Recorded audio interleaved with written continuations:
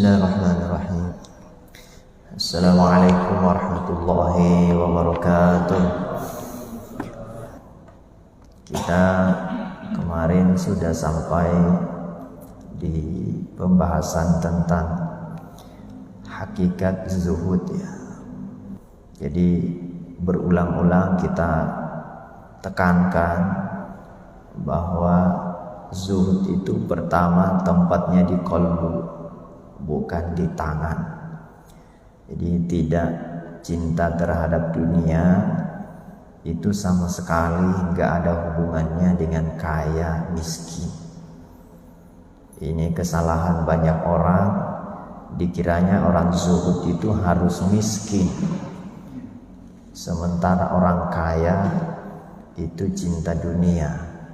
Padahal kaya miskin yang kita pahami kan di tangan, sementara zuhud itu tempatnya di qalbu. Orang kaya bisa jadi zuhud, orang miskin bisa jadi cinta dunia. Karena makanya ayat-ayat yang kita baca kemarin di halaman 80 itu ayat-ayatnya bukan malakat dunia atau sahibud dunia, tapi arodat dunia. Aroda itu terlalu menginginkan, bercita-cita, menginginkan sekali. Jadi ada keinginan menggebu-gebu untuk mengejar. Mengenai punya nggak punya itu kan Allah yang ngaturnya. Kita nggak bisa, misalnya bapak pengen miskin, belum tentu ya kalau Allah kasih kekayaan yang melimpah, atau kita pengen kaya, Allah nggak ngasih, jadi kan bukan kita yang ngatur kaya miskin itu murni karunia Allah Subhanahu wa Ta'ala. Jadi bukan itu ya, jadi bukan ajaran nyuruh bapak-bapak miskin, enggak, sama sekali enggak ada. Zuhud itu adalah ajaran atau nasihat, keyakinan yang ada di dalam hati untuk tidak nempel terhadap dunia itu, tidak menggenggam ya, tidak mengikat terhadap dunia, sehingga orang zuhud itu akan lebih rileks, akan lebih santai dalam hidupnya. Dia nggak akan terbebani karena nggak nempel terhadap dunia itu. Dia tidak akan terbebani hadir dan tidak hadirnya dunia pada dia. Dia tidak sibuk dapat senang, hilang sedih, nggak lagi. Ada orang syukuran karena sudah sholatnya 40 hari nggak pernah terlambat misalnya. Di orang yang sudah merasa khatam Quran syukuran karena bisa baca Quran dengan seminggu misalnya khatam. Kita kan syukurannya selalu yang dapat nikmat dunia. Jadi kita senang berarti. Nah itu masalah ya, karena terlalu senang. Jadi orang yang zuhud itu bukan kaya miskinnya, tapi dia sedih nggak kalau dunianya hilang. Jadi hatinya benar-benar enggak nempel ya, enggak dipengaruhi oleh kesenangan dapat dan kesedihan hilang. Yang itu kita sudah bahas kemarin itu ya. 3 tingkatan zuhud itu. Pertama, dia tidak sibuk dengan harta yang belum dia punya. Kenikmatan atau harta yang kita enggak punya. Wa tafriqul majmu'i minha. Harus bersedia berpisah dengan nikmat yang ada. Ini agak lebih berat ini. Jadi nikmat yang ada kita udah siap tuh pisah. Jadi kalau suatu saat kita pergi atau nikmat itu, harta itu yang pergi, kita sudah siap. Kita kan biasanya nggak siap ditinggalkan oleh harta kita. Itu kan berarti nempel. Kalau nggak siap ditinggal, berarti harta itu masuk ke dalam qalbu. Ada di sini, ada rasa cinta. Nah, itu harus dilepaskan. Nah, yang ketiga yang lebih berat lagi, dan ini puncaknya, adalah memang tidak sibuk menginginkannya. Sudah lepas, mau yang dia punya, mau yang nggak punya, udah nggak ngefek lagi, udah nggak sibuk lagi.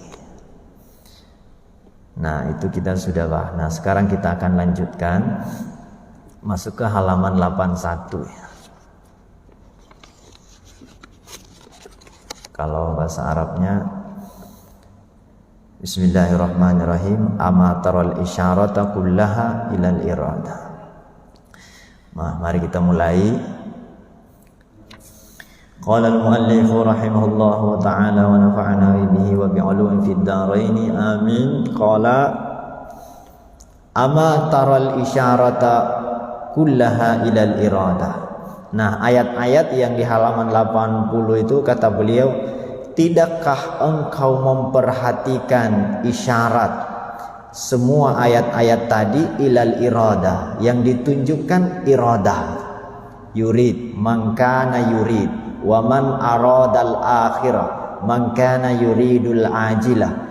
Ayat pertama di atas, man kana yuridu harfa. Jadi yang dimaksud orang yang terlalu menginginkan, arada, ngarep-ngarep, mencintai, menginginkan, bukan yang memiliki atau yang punya, yang menginginkan aja.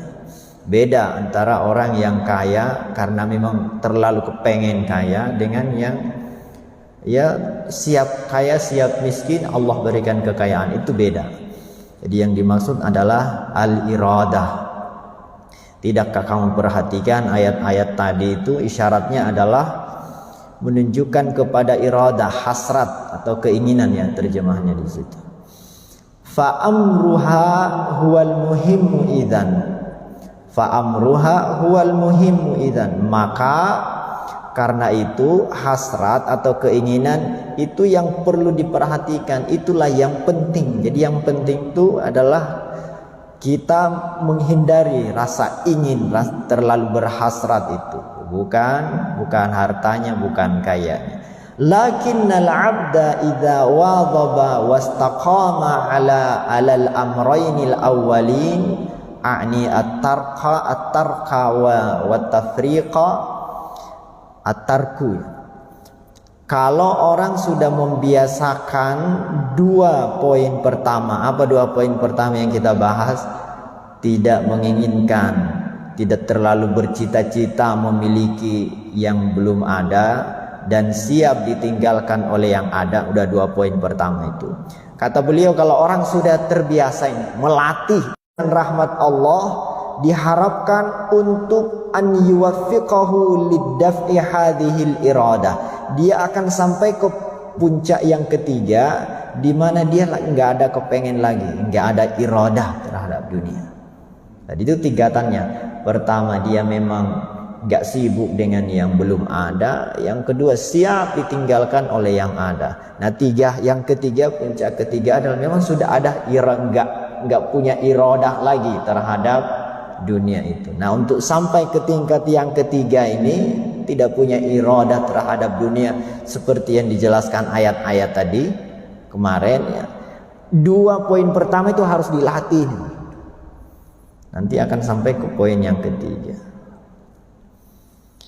Jadi dia akan sampai an yuwaffiqahu lidaf'i hadhil iradati wal ikhtiyari an qalbihi. Dia akan bisa menghilangkan keinginan hasrat dunia di hatinya dan keinginan terhadap dunia itu. Fa innahul mutafaddilu al-karimu azza wa jal. Karena Allah subhanahu wa ta'ala maha memberikan karunia terhadap siapa? Terhadap hambanya yang dia kehendaki. Makanya kan coba, bedanya kita yang biasa ngaji dengan yang enggak. Kita kan kalau kehilangan sesuatu atau dapat musibah, itu kan sudah mulai bisa santai, Pak. Ya, biasanya orang-orang yang mulai menjalani zuhud ini, udah mulai agak ada dasar-dasar zuhud, itu akan santai, Pak. Ya walaupun di hati kita masih ada berat, nggak nerima, tapi kan nggak reaksi kita nggak seperti dulu-dulu. Seolah-olah kita nggak mau ketemu hal-hal yang kita tidak inginkan. Ada musibah kecil aja menggerutu apa itu, kayak mau stres. Sekarang kan udah mulai santai. Nah itu kan buah. Jadi hati kita berarti bisa dilatih.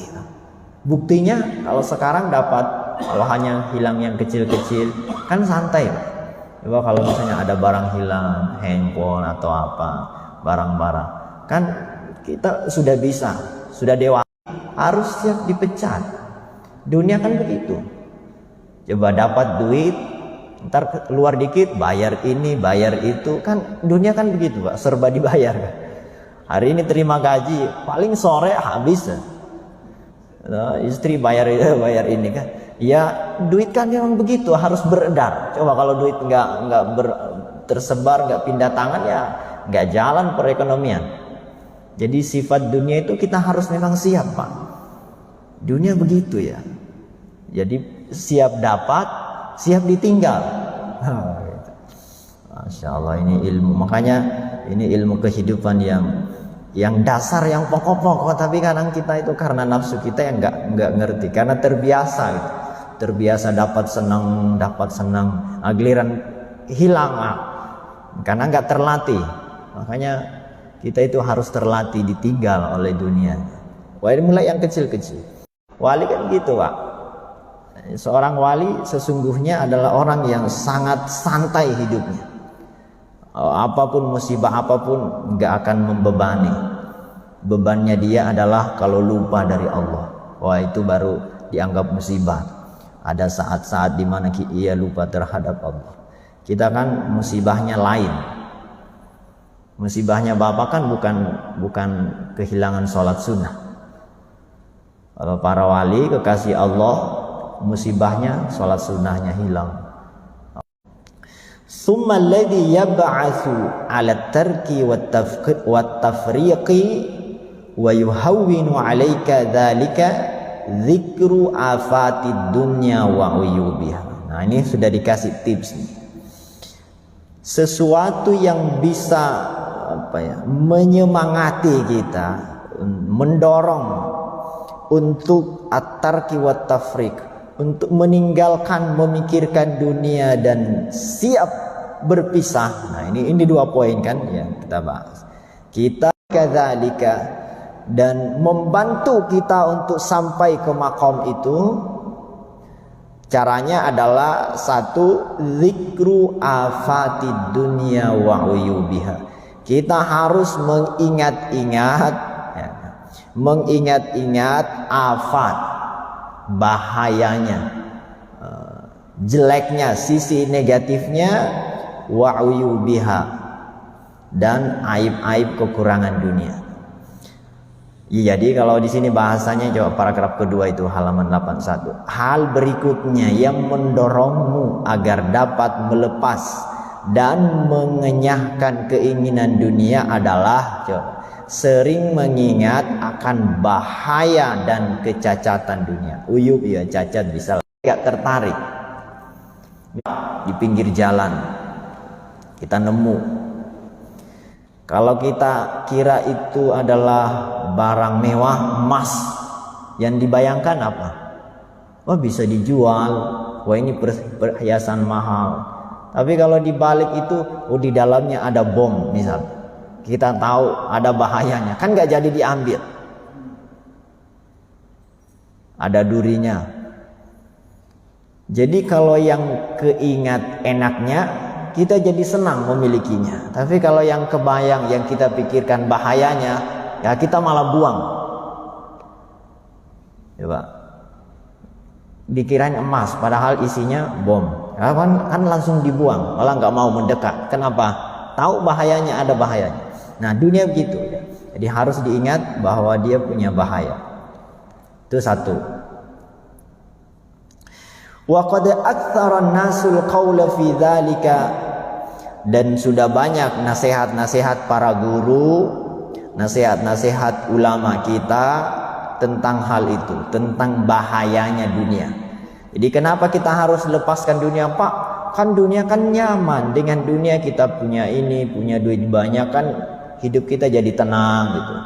Kenapa kok harus dilepas? Nah Karena tadi itu punya bahaya yang banyak, dan itu sudah dinasihatkan oleh banyak guru-guru, banyak ulama. Faminhu qaulu ba'dihim, di antara nasihat para ulama.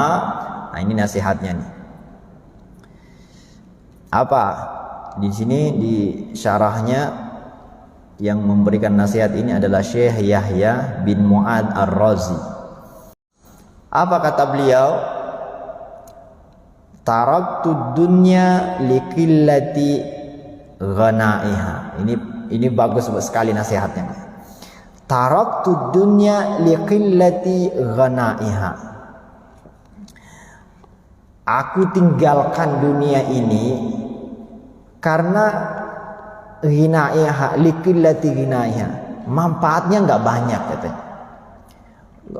Sisi baiknya enggak banyak. Wa kathrati anaiha, justru yang banyak adalah bebannya. Jadi manfaatnya nggak banyak, justru bebannya yang banyak. Saat itu yang kedua. Jadi yang pertama, kenapa dunia harus ditinggalkan, dilepaskan dari kalbu? Manfaatnya sedikit, bebannya yang banyak. Yang ketiga, wasur'ati fanaiha, hilangnya cepat. Dimanfaatnya dikit, bebannya banyak, hilangnya cepat. Wa khissati syurakaiha. Yang kedua, kita jadi hina kalau bersahabat dengannya. Bisa mencelakakan kita kalau kita terlalu mencintainya, kalau kita terlalu akrab dengannya, kalau kita selalu bersama dengannya. Wa khissati syurakaiha.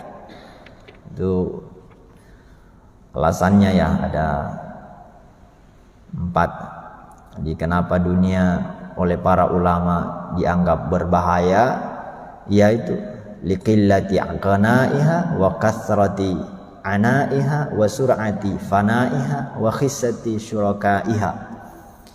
Manfaatnya dikit, bebannya, pertanggungjawabannya berat, banyak, hilangnya cepat. Lalu yang dekat-dekat, yang bersama dengannya akan kehinaan, akan memperoleh kehinaan. Nah, makanya Pak, nggak usah terlalu sibuk kalau cuma dunia. Kalau punya, dapat, ya santai saja, nggak usah terlalu bergembira kayak memperoleh kemenangan apa. Kalau hilang juga santai. Yang kemarin kita bahas, di antara makna siratal mustaqim yaitu kita kan selalu doa, ya Allah ihdinas siratal mustaqim. Nah, para guru-guru kita itu kan menjelaskan, Pak, siratal mustaqim kan lurus hidupnya lurus. Nah, kita kan belum lurus, Pak. Apa maksudnya kita belum lurus? Kalau dapat nikmat seneng, dapat musibah sedih, jatuh. Jadi kita hidupnya kayak gini, senang sedih, senang sedih, senang sedih. Nah, orang yang berada di siratal mustaqim senang sedih, senang sedih, senang sedih gitu. Udah bisa. Siratal mustaqim ya begitu, stabil, Pak. Kita ini belum stabil. Kadang-kadang ya ujian kami yang masih muda kan, anak nangis aja itu kan ujiannya berat banget. Gimana supaya nggak marah?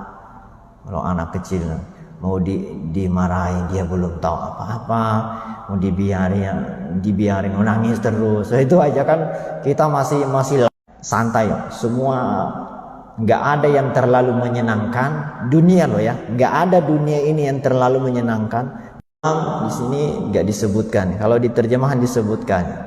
Al-Imam Abu Bakar Al-Warraq, guru beliau.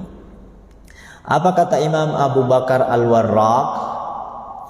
Lakin yaji'u min hadha raihatur raghbati li'anna man syaka firaqa ahadin ahabba wisalahu wa man taraka syai'an limakani syuraka'i fihi akhadahu lawin farada bihi. Coba. Akan tetapi kata beliau, dari dunia ini akan tercium aroma semerbak yang menggoda. Ini bahasa terjemahan enaknya. Di dunia ini akan tercium aroma semerbak yang menggoda, sebab ia akan berhasrat untuk menemuinya kembali. Dan siapapun yang meninggalkan sesuatu lantaran bimbang bersekutu di dalam kejahatan, meninggalkan sesuatu itu lebih disenanginya walaupun dia sendirian. Ini dalam Pak bahasanya. Jadi kalau kita masih melepaskan dunia itu masih setengah-setengah, apalagi masih terbebani. Bapak kalau kehilangan barang kok nggak nerima, kok sedih ditinggal, itu maknanya kita pengen ketemu kembali. Ya, kita kan pengen barang itu balik. Berarti kita cinta terhadap dia, karena kita masih pengen ketemu kembali. Tapi siapa yang meninggalkan sesuatu yang lebih tinggi lagi, jadi kalau masih berat itu berarti belum lepas tuh. Nah, kalau yang lebih tinggi lagi udah mulai membaiklah kondisinya, meninggalkan sesuatu tapi masih ada beban, tapi diusahakan untuk tidak lepas, benar-benar lepas dari itu. Maka melepaskan, dan dia bahagia dengan kesendirian. Dia sudah bahagia tanpa barang itu. Ya, kira-kira kalau pasangan hidup bisa kayak gini kayak kita. Wah. Jadi ditinggal suaminya atau ditinggal istrinya, sedih banget. Berarti masih ngarap ketemu, masih ngarap hidup kembali. Tapi kalau orang yang zuhud itu bahagia Pak, walaupun barang itu nggak ada, bahagia dengan dia bisa bahagia walaupun nggak ada kehadirannya lagi. Sama dia. Jadi sama kehadiran dia dengan nggak punya itu sudah sama. Bisa nggak kira-kira? Bukan kebutuhan loh ini ya, bukan pembahasan barang-barang yang kita butuhkan. Pak, gimana kalau kita nggak ada beras, nggak ada makan, itu lain, itu kebutuhan. Ini kekayaan. Nah, bisa nggak barang itu adanya dengan tidak adanya sama? Nah ini ya, jadi orang yang sudut, jadi akhadahu lawin faradabihi, dia akan tetap tenang, tetap santai walaupun dia sendiri, artinya nggak ditemani barang itu. Kalau yang tadi yang pertama sedih Pak, ditinggal, ngarap kapan ya barang itu balik lagi. Aduh, ini nasihat berat ini, nasihat Syekh Abu Bakar Al-Warraq. Lanjut ya, nggak apa-apa lah ya, walaupun ngajinya berat-berat begini ya, minimal kita menikmatilah pemandangan walaupun kita belum bisa melakukan, mengamalkan, minimal kita menikmati pemandangan. Alangkah enaknya orang yang kayak gitu ya, walaupun kita belum mampu, kayak gitu aja. Fal qaulul balighu fihi, adapun nasihat yang indah tentang hal itu, ini qaulul baligh, nasihat yang nancap, yang benar-benar sesuai, yang indah dalam hal ini. Maqalahu syekhuna rahimahullah, apa yang dinasihatkan oleh guru kami rahimahullah. Di sini Abu Bakar At-Tusi ya, paragraf kedua dari bawah. Syekh Abu Bakar At-Tusi, bukan At-Tusi ya, Tusi. Apa kata beliau? Nah ini nasihatnya lebih dalam lagi. Inna dunya aduwatullahi azza wa jalla wa anta muhibbuhu. Dunia itu musuhnya Allah dan engkau menyukainya. Coba. Dunia itu musuhnya Allah, bukan dunia dalam hal netral sebetulnya. Kita sudah bahas dia netral ya. Yang dimaksud itu kitanya yang cinta terhadap dunia masalah. Jadi kemewahan dunia itu sebetulnya musuhnya Allah, sementara kita mencintai dunia itu. Allah gak suka atau memusuhi dunia, sementara kita mencintainya. Wa man ahabba ahadan abghadha aduwahu. Siapa yang mencintai seseorang atau sesuatu, kita akan membenci musuhnya. Paham Pak maksudnya? Kalau kita mencintai si A, kita akan benci sama musuhnya si A.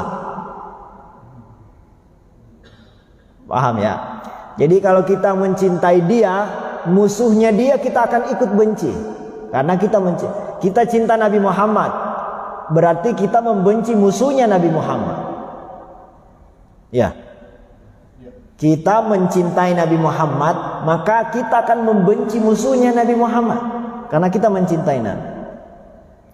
Nah, Allah itu musuhnya dunia.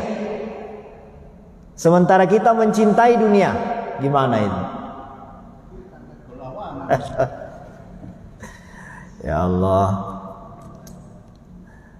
Jadi seolah-olah kata beliau ini Abu Bakar terus, gimana kamu katanya cinta sama Allah, tapi kamu juga bagi kita ya, karena kan kita kan masih awam, makamnya masih jauh, jadi dunia itu kayak nggak boleh lepas itu. Kok gitu amat pada dunia? Dunia kan kita bisa ini, kita bisa ini. Ya kita itu sering nyari alasan untuk mencintai dunia itu, alasannya itu banyak. Kita kan nggak bisa sedekah Pak kalau nggak punya duit. Ternyata ketika punya duit ya malas sedekah juga. Di apa segala macam kesehatan, kebahagiaan. Mestinya semua itu kalau Allah berikan, kita tetap zuhud. Caranya adalah kita gunakan semua itu untuk Allah gitu. Kita akan selamat Pak. Jadi kalau Bapak punya harta banyak tapi digunakan untuk jalan Allah, bukan untuk kemewahan sendiri, bukan untuk merasa bahagia punya, itu nggak ada masalah. Bukan itu yang dimaksud dibenci Allah. Maksud yang dibenci Allah itu punya dunia dan melalaikan dia bahagia dengan itu. Itu kan musyrik Pak sebenarnya. Bahasa tasawuf itu orang musyrik adalah orang cinta dunia, karena ketika kita lupa ke Allah mestinya sedih. Jadi terpisah dari Allah kita sedih, bersama Allah kita bahagia. Tapi rasa ini dipindahkan ke yang lain. Punya dunia bahagia, hilang dunianya sedih. Nah, berarti kan haknya Allah kita pindahkan ke yang lain, ke makhluk. Kan ngeri sekali. Kita kan kurang ajar sekali ke Allah. Harusnya Allah yang menyenangkan hati kita. Kok kita cintanya dengan dunia? Bahagianya ketika bersama Allah mestinya. Kok kita bahagia kalau bersama harta, bersama dunia? Coba betapa bejatnya kita. Itu ya, jadi perasaan kita ke Allah itu jangan pindah ke harta.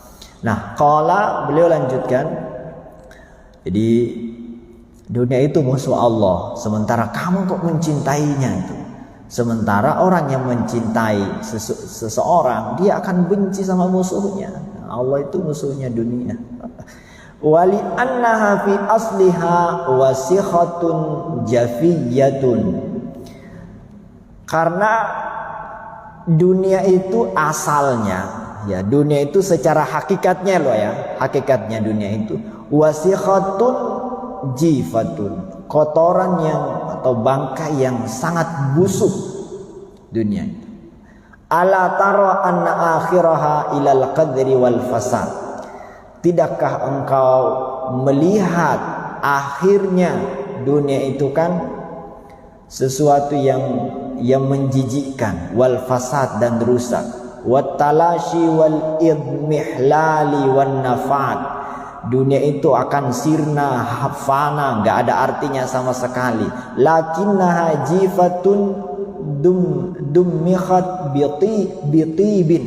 Akan tetapi dia diselimuti dengan bau yang wangi. Jadi hakikatnya dunia itu busuk, menjijikkan, bangkai yang menjijikkan sekali. Lalu diberi parfum supaya aromanya wangi gitu. Dipalsukan wanginya ya. Jadi aromanya seperti harum kok wangi, padahal aslinya itu busuk sekali. Wa turrizat bizinatin, dia dibungkus dengan perhiasan, dengan dihiasilah. Faghtarra bidhahirihal ghafilun, maka tertipulah orang-orang yang lalai dengan penampilan dunia. Jadi ini nasihat Syekh Abu Bakar At-Tusi. Dunia itu asalnya menjijikan, kayak bangkai itu, kotoran, tetapi dibungkus dengan perhiasan, dihiasi dengan seindah mungkin sedemikian rupa, wangi-wanginya juga dikasih parfum yang wangi lah, sehingga aroma aslinya nggak tercium lagi. Jadi seperti aromanya jadi wangi. Maka orang yang ghafil, orang yang nggak terbuka batinnya, orang yang hanya melihat perhiasan luarnya dan wangi luarnya, dia akan tertipu. Dia akan tertipu. Wa zahada fiha al-aqilun. Sementara orang yang berakal dia akan zuhud. Coba saya bacakan sekali lagi. Pernyataan yang indah tentang bahaya-bahaya dunia dituturkan oleh guru kami Syekh Abu Bakar At-Tusi radhiyallahu anhu atau rahimahullah. Beliau berkata, sesungguhnya dunia adalah musuh Allah, sedangkan engkau adalah pencintanya. Kan gak ketemu ini. Barang siapa mencintai seseorang, dia akan membenci musuh dari orang yang dia cintai. Jadi mestinya kita gak cinta terhadap dunia, karena Allah gak mencintainya. Lebih lanjut guru kami mengatakan, ya Syekh Abu Bakar At-Tusi, karena dunia pada wangian dan dibungkus dengan perhiasan, membuat orang-orang yang lalai tertipu melihat penampilan luarnya, dan sebaliknya orang-orang berakal justru akan bersikap zuhud darinya. Gitu. Dunia itu begitu. Jadi kan keren kan, kelihatan, waduh rumahnya megah, kendaraannya megah, kan keren sekali. Siapa sih yang nggak tertipu, yang nggak ingin memilikinya? Itu kan penampilannya. Coba kalau dipikirkan hisabnya, pertanggungjawabannya, itu kan ngeri sekali. Bisa-bisa nanti keringat kita menunggu hisab harta kita bisa tenggelam oleh keringat kita sendiri, dan semua orang akan menyesali di sana. Kenapa ya saya ngambil beban seberat ini? Itu kalau bahasa Quran, alladzina yabkhaluna bima atahumullahu min fadlihi huwa khairal lahum bal huwa syarrul lahum. Disangkanya khair, padahal bal huwa syarrul lahum, padahal itu akan berbahaya buat mereka hartanya. Sayutawwaquna ma bakhilu bihi yaumal qiyamah, akan dikalungkan pada hari kiamat harta-hartanya. Waduh, ini ngeri Pak. Sekali lagi ini saya ingatkan berkali-kali. Sekali lagi ajaran ini bukan nyuruh miskin. Jangan gak siap berpisah lah gitu. Jangan hanya siap nerima, gak siap berpisah. Biasa aja. Punya silakan banyak, tapi jangan diikat ke hati. Kalau diikat tuh jadi. Nah, ini pembahasan yang lebih lanjut, agak masuk ke pembahasan lain. Kata beliau, nah sekarang sudah jelas dunia itu harus dilepaskan. Kita harus zuhud terhadap dunia, nggak nempel. Kita harus berlepas diri. Kita harus enjoy hidup ini, nggak disibukkan dengan punya dan tidak punya. Jangan sampai disibukkan. Sekarang pertanyaannya, apa hukum zuhud terhadap dunia? Hukumnya, apakah huwa fardun, apakah dia wajib, au naflun, atau sunnah, nawafil? Pertanyaan sekarang, apakah zuhud itu wajib? Apa kalau kita nggak zuhud kita dosa? Kan pertanyaan gitu, ke arah fikih. Sekarang kita sekarang kita harus zuhud supaya dunia ini lepas, supaya kita santai. Pertanyaannya secara hukum, zuhud ini wajib apa sunnah? Nah,